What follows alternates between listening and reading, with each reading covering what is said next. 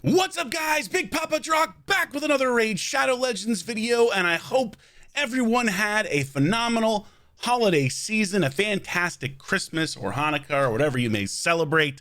Your boy had a good Christmas, just chilled, kept things relaxed, which was very nice. And now we're about to head into the new year, into 2025, man.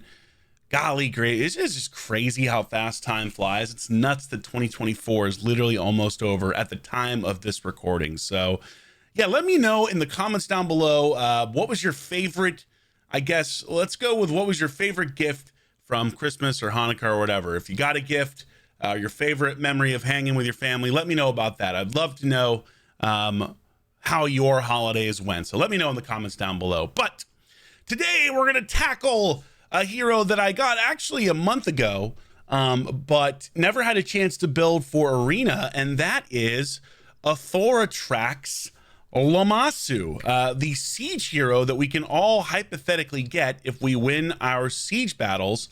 I've had her now for about a month, and so I wanted to do a showcase of her in Platinum Arena to see how viable she could be for PvP.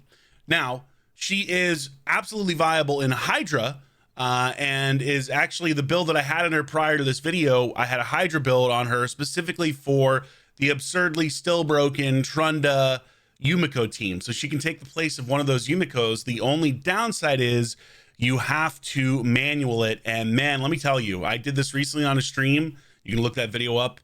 God, is that not fun? Oh, that is not a fun thing to do in Raid. I really did not enjoy spending a couple hours manualing a Hydra fight. So I don't know, maybe they could look to actually correctly balance Trunda and Yumiko. Just a thought, but hey, what am I talking about? It's never going to happen.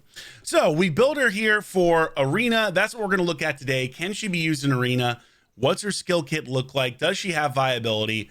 And is she worth, I wouldn't say grinding for, because you'll get her eventually playing Siege. It might take a while depending on how good your clan is in those battles, but is she worth getting excited for?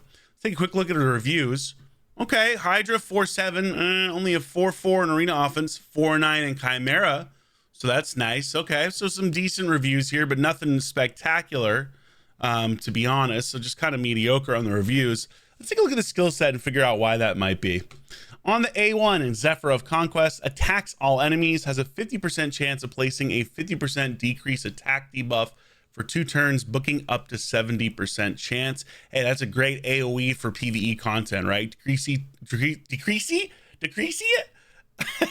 Decrease attack is a great debuff to place on an AoE. And so booking up to 70%, up to 75%, depending on your masteries, that's great, right? That's great. I love that. Not bad whatsoever. Let's take a look at the A2, Dread Dominion. Has a 75% chance, booking to 100, to place a block buffs debuff and a true fear debuff on all enemies for 2 turns. If the target is a boss, has a 75% chance, again 100%, to place a block buffs and a decreased speed. I'll just say I love that they made this variable depending on if you're using it for PvE or PvP. I wish Plarium did this more often with champions, where you preserve their viability in Arena, but still allow them to be good in PvE scenarios as well. So this is great. The one thing about this ability, and why I think this is why she doesn't have great Arena reviews, is there's no buff strip or buff decrease. And in Arena, that is so important, especially for kind of like your second, your go fast, but not your speed lead, right? She's not a speed lead. She's not boosting turn meter, with any of her abilities. So such a missed opportunity here to give her some type of buff strip, which would have been incredible, or at least buff decrease for using her against Stoneskin. So I think that's going to be what really holds her back, but we'll see when we get into Arena. Then we got the A3, Icon of Domination, removes all debuffs from a single ally except this champion, places 2 intercept stacks on them. Cool. And also fills the target ally's turn meter by 50% and resets the cooldowns of all their skills. So this is what makes her the Yumiko substitute, right, in Hydra, where you can just reset the other Yumiko endlessly, and Yumiko can reset her, and it's just a reset fest. Hey, intercept, great to avoid polymorph on another champion. Filling a target's turn meters and resetting their cooldowns for a single turn, for a single target, not bad. I think this ability is decent. Certainly great for PvE. It may be decent in PvP in the right setup. We'll find out. And then her passive, Authority manifests. This champion is immune to sheep debuffs. Oh, baby. A full sheep immunity. You know, here's the thing that I think about this. I really wish that they wouldn't do stuff like this. And I'll tell you why. I don't want individual champions to be immune to sheep. I just want sheep to be balanced and fixed. You know, like if you were going to give me a choice, just make it so that sheep isn't oppressive at all times unless you have a one specific gear set, and even then only for a part of the fight. Like, cool that she's immune, awesome that you can actually place debuffs and play the game how you used to for years when everyone really enjoyed it before they screwed it all up. But this is the exact thing I said when they nerfed polymorph but actually buffed it, that I feared that they would introduce champions in the game that are just fully immune to sheep. You know, it's not the way to fix this stuff. Just straight up, it's not the way to fix this stuff. Cool that she's immune, annoying that this is even a thing, right? Second half of this, each debuff placed by this champion decreases a target's turn meter by 5% and permanently decreases their resistance and accuracy by 10, stacking up to 100. I mean, that could come into play potentially with bomb teams, with other debuffers, but for the most part, just meh, you know, it's okay. You know, it's not crazy. Decreasing turn meter can be good, except unless you're facing Marius. Again, this passive really makes you upset that they didn't do some type of buff strip here, because then she would be the meta for sure. She would be absolutely, you know, in the conversation as part of the meta, even though True Fear as a debuff isn't as strong as stuff like Lockout, or even really honestly, you could make an argument for block active skills, because you still have a chance to do whatever your ability is when you're True Feared, versus being locked out of that with block active skills, or fully locked out with a, you know, a lockout champion. So I don't know. Kit wise, I'm not super thrilled. I really feel like there's a missed opportunity here, especially because he's a champion that everybody can get. And in my opinion, those are the champions that, you know, if you're going to make a champion broken, those are the champions to make broken. You know, I don't want any champion to be broken, and I'm on record of saying that many times over. But if you're going to do it, make it so that it's accessible, right? So everyone has the same stuff. Aura's a speed aura, cool in all battles. That's useful for siege, so you could see some play there. And then blessing wise, I've got her in harmonic impulse. This is definitely not the arena blessing to use, but I've got her here just for specifically for Hydra in case she gets feared. She has a chance of basically not having that affect her as much, aka getting back to her turn quicker. So if you were going to do a blessing for arena, well, you could certainly do polymorph on her. She's immune to polymorph. You don't have to worry about it being deflected back, I would think. So polymorph makes a ton of sense if you have her with high accuracy, which you would. You could do something like Life Harvest. You could do temporal change if temporal chains if it's 6 stars. Like, you know, she's got a lot of different stuff here. Maybe intimidating presence, maybe lightning cage, depending on how you're building her. But for now, we have harmonic impulse. It's only 2 stars. It's not going to come into play a whole bunch. Let's take a look at her masteries. These are masteries I'm using for Hydra. So there would be changes here versus arena. I've kind of got a little hybrid going on. I do have an accuracy mastery, so a little bit more accuracy on her. I do have Cycle of Magic and Lore of Steel, increasing those base stats, as well as getting her a chance to reset some of those cooldowns. But this is like a split between what I would do for Arena and Hydra, because what you'll notice here is I don't have anything like Arcane Celerity or anything like Rapid Response, stuff that you'd probably want to do for Arena to increase turn meter. I don't have that specifically because I don't want to screw up my Hydra turn like order. Otherwise, I would definitely be putting some of these on here. Definitely for sure. What is it? Arcane Celerity absolutely would be going on there instead of something like Life Drinker. And then also I'd probably go defense tree and go with something like Cycle of Revenge. So different masteries, but it's not going to affect overall what she's doing today. Now she's not a damage dealer, so we're not going to take her into Dragon and test her there. We're just going to take her straight into Arena and just see, can we make a viable team with Lamasu that makes sense? Let's take a look at the gear first and foremost. I've got her in all perception, a little bit of pinpoint, quad speed roll, triple speed right here, you know, quad speed here. We're basically going as fast as possible. Speed, accuracy, accuracy, speed. Hilarious that this is still my best accuracy perception piece on this account. And then I don't have HP percentage, triple speed perception, so I just went with attack percentage here.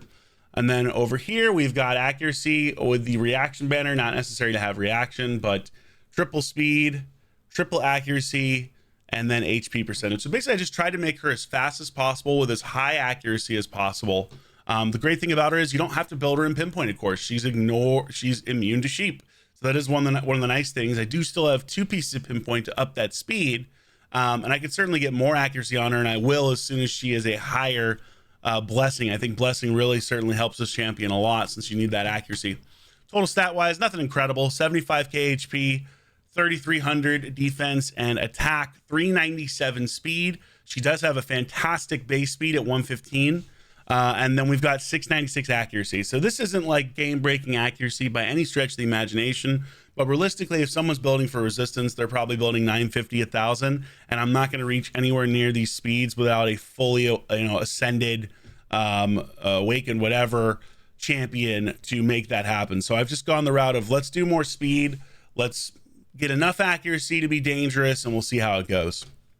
All right, into arena we go. I was just in platinum, now I've suddenly fallen out, so let's just quickly take care of that and get back into platinum. It's always interesting. Void champion as well, so you're not worried as much about, you're not worried at all about weak hits, things like that.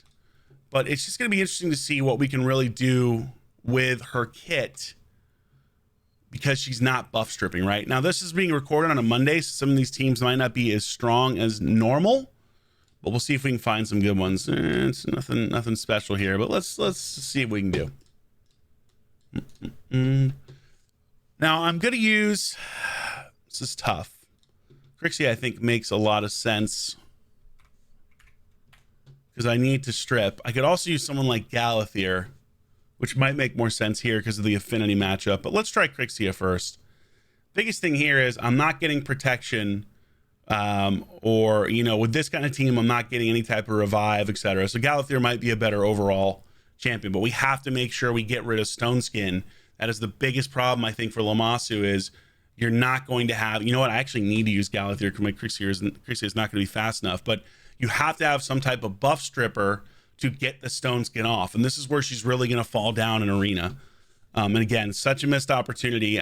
They probably didn't want to make her quote unquote broken. Hilariously, this team does not have Stone Skin, which is frankly shocking. I can't believe that in today's day and age, but we do have intercept. So let's go ahead and just strip anyway.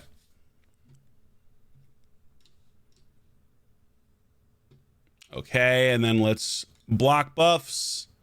True Fear. I mean, no Stone Skin kind of negates any worry right here. We got to find some Stone Skin teams or this is not going to be much of a showcase.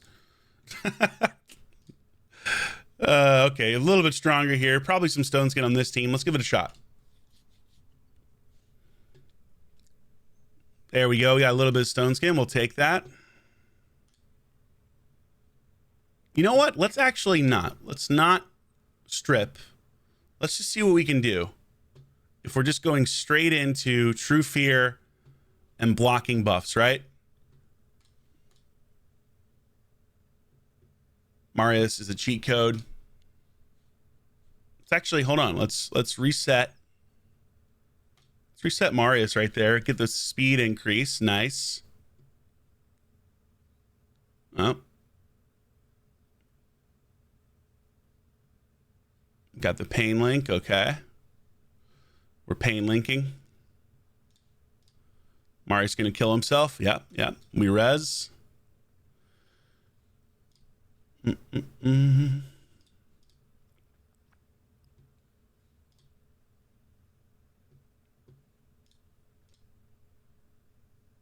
if she just needs some type of a strip, you know what I mean? If she just had the strip.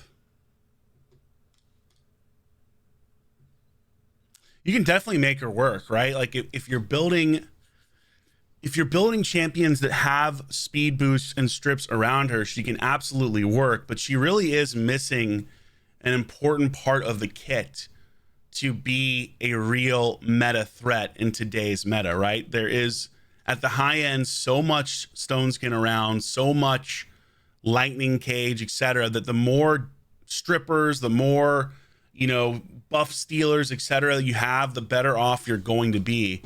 And she is definitely missing that. Now I'm curious against Nice. Nice, she could be actually nice. No stone skin here either, so let's see how this goes.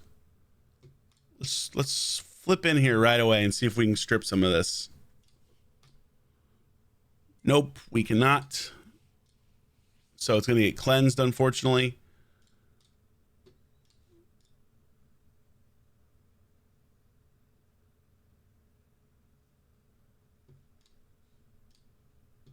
I do enjoy this ability, though. This turn meter increase here is actually quite nice, plus the reset, right?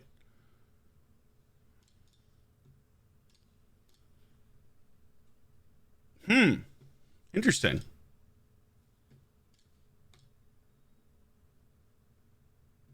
Okay, we procced a True Fear there.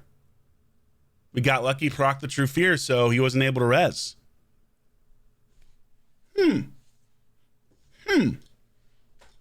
Most interesting. Starting to wonder now, like, if you could just get the stone skin off guaranteed and you build her fast enough. That's the thing, though. Like, who's your speed lead going to be that is going to strip at the same time, right? I mean, honestly, Galathier probably makes the most sense, especially when you consider live arena. You know, if you're trying to bring in a live arena, you need that speed. He can speed boost, and he can hypothetically strip, so he can do both. So I think Galathier does pair up with her really well. The biggest thing there is, you know, you're not gonna, if you're trying to pick someone else, you probably have to go someone like maybe even Lady Kimi. Arbaeus doesn't have the strip on the A3.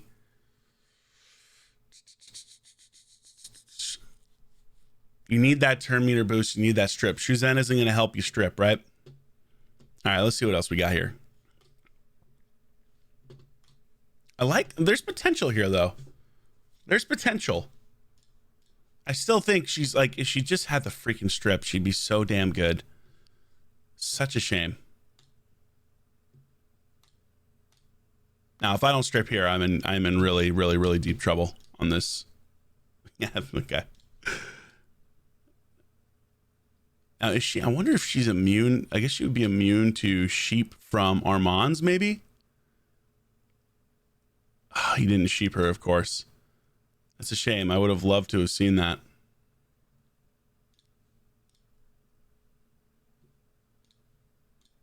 I mean, I'm loving this A3. This A3 combo kind of nasty.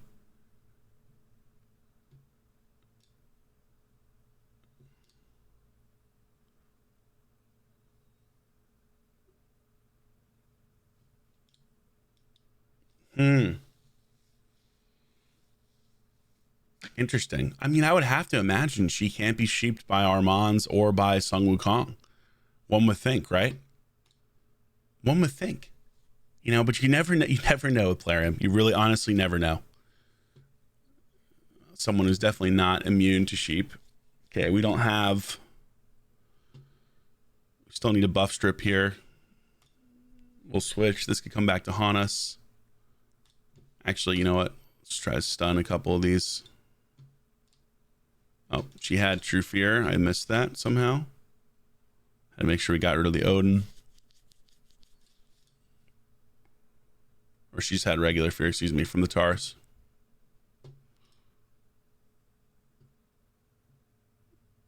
Buff blocked. So that's nice against Odin. Big help against Odin, right?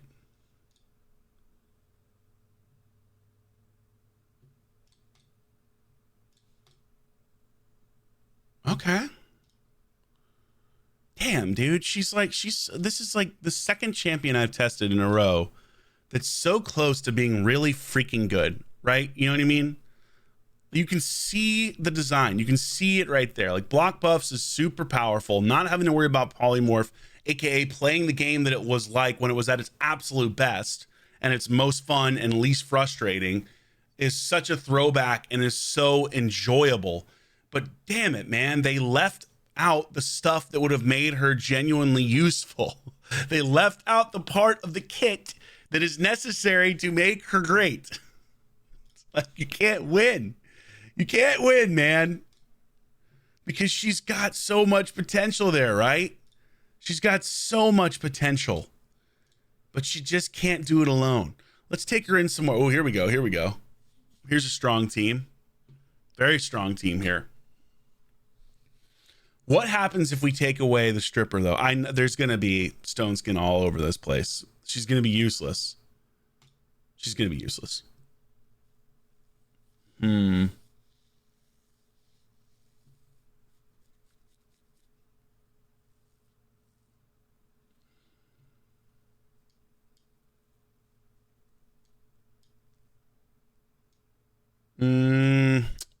Trying to think about who to use here, but I want to prove a point. Let's just take away all ability to buff strip.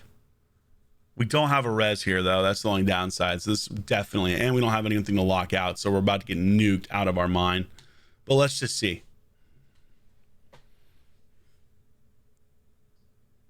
Yeah, so we got stone skin multiple places. Surprise, surprise. This is more realistic as to what a Endgame team looks like, right? Multiple stone skin.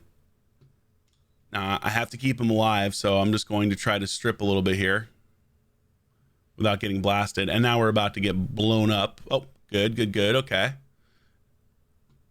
Marichka hopefully would have kept us alive there. The enfeeble clutching out big time.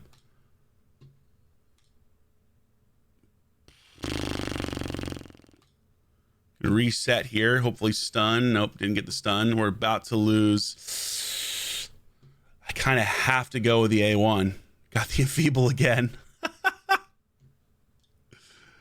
Oh, man, this is too funny. Okay, now we got block active skills, which is big. Can we block active skills here? Nope. The enfeeble doing big work.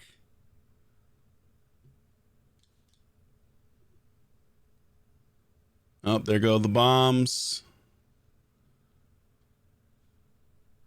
Really need to lock out. Didn't get the lockout. Let's cleanse.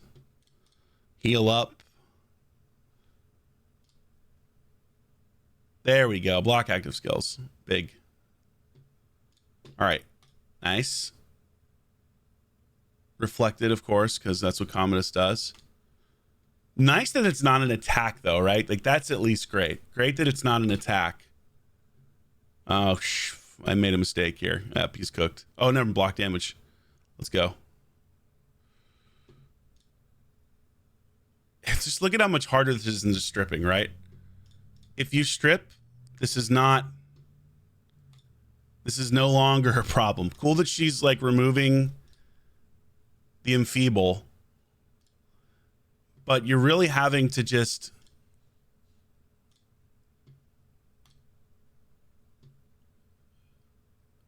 And also, you're just at the mercy, right? Without a stripper, she's so hard to use. I can't believe that I actually won this fight. I completely expected not to, but I did get really lucky landing multiple enfeebles. Now, I didn't have a reser, of course, as well. It's just, man, I don't know what the thought process is here. I guess the thought process is, hey, let's not make her broken. But like the way I look at it, guys, is this. Stone skin is never a guaranteed strip anyway, right? It's not a guaranteed strip. So why does it matter to give her the ability to at least have the chance to do it? You know? Who cares if she can't be polymorphed? You know what I mean? She's not mythical, so she's not ignoring resistance. This is just like the hell that we live in nowadays when it comes to how arena works, where it's just become a convoluted shit show, to be completely honest with you, where, you know, there's so many different checks, 70 different RNG checks across the board, that I really just wish we could get back to when it was a little bit simpler and frankly more enjoyable and more streamlined. Because here's a champion that could be absolutely awesome, you know, awesome in arena, meta, fun to use, enjoyable, still not in my opinion, OP because things aren't guaranteed removals, guaranteed strips, and because she's legendary and doesn't have broken ignore resistance. But again, they've handicapped her, in my opinion, unnecessarily by not giving her the skill that she needs to actually be extremely useful. Like, look, she's great in Hydra, right? She's your Yumiko substitute if you want to build that endgame team, which frankly also shouldn't exist, and is still foolish and not correctly balanced, which again is a whole nother level of frustration. But why not just make her actually great? Why not give her the strip? Okay, it's not a guaranteed thing. And who cares if she ignores polymorph at that point? At least then you have a champion that's fun to use where you're not becoming a sheep constantly. I don't know, guys. You know, does she have niche uses in PvP? Yeah, sure. If you know someone's going with an all-fast team that has very little stone skin and you can outspeed them, awesome. If you can survive and somehow go second, which is really tough to do at the high level, cool, great. If you have enough of a stripper, if you have multiple strippers where she's going to have a chance to land these debuffs, not against stone skin, awesome. But as is usual, or at least as has happened lately, a lot of these champions we're seeing come out are not fully baked. And this is another example. Like I said, the same thing about Kelta, I guess his name was. I can't remember. You guys gave me the pronunciation. I've already forgotten in my last video. But she's missing a piece of the kit to truly make her great. And that is the ability to get rid of buffs. And again, you have some counterplay to that, right? Stone skin is not a guaranteed strip. Protection sets protect buffs. So it's not like there aren't ways to play around that. It's just that here's another champion that everyone hypothetically has access to. So again, if you're going to make a champion insane, that's the champion to do. And she still doesn't do what she needs to do. And even then, like, she's still not as good as other champions like Armand's, who strip, who sheep, who do more, who are truly broken. Like, I don't think she would have been broken if you had given her the ability to strip stone skin or strip buffs or decrease duration of buffs, which would have made even more sense since she's immune to polymorph anyway. Why not give her the ability to decrease the duration of debuff or buffs by like 1 or 2 turns off of this? Still leave it as a non-hit so she doesn't get clapped by Taurus and Marichka immediately, but at least give her the chance to decrease that and have some kind of utility so you could bring her in a live arena and not have to have 2 speed leads or 2 strippers in case one of them gets banned. I don't know. Am I being overly critical here? Let me know in the comments down below. Maybe you disagree, but I just feel like here's another champion that could be legitimately fantastic for PvP, that is clearly designed for PvP since she's immune to sheep debuffs. So she's clearly designed to be used in PvP, and she has a kit that says, hey, use me in PvP or PvE, because we've done it both ways, which is great, which is awesome. But wait a second, we're actually not going to give her the one freaking ability she needs to be useful in PvP right now, or at least in live arena, because you can't control who gets banned. I feel like I'm taking crazy pills with this stuff. So anyway, those are my thoughts. Immense potential ruined by being half-baked and missing the one skill she really needs to realize that potential. But she still has some niche uses. And again, if you can get in against somebody that doesn't have stone skin, she absolutely can do some work, can do some stuff. But there are so many champions, in my opinion, that are better than her that you would pick over her. That what is the point? What is the point? So there you go. Hope you guys enjoyed this showcase. Sorry to be negative, but got to call it like I see it, and this is how I see it. So let me know in the comments down below what you think. If you disagree with me, agree with me. As always, I appreciate your respectful opinions, and hopefully in 2025 we're going to have some improvements across the board in Raid. That's what I'm hoping for. God willing, let there be quality of life improvements, but certainly let there be less champions that frankly arrive not fully realized as to what they should be. So fingers crossed, guys. That's all I can say. All right, I'll catch y'all later. Big Papa Drock out.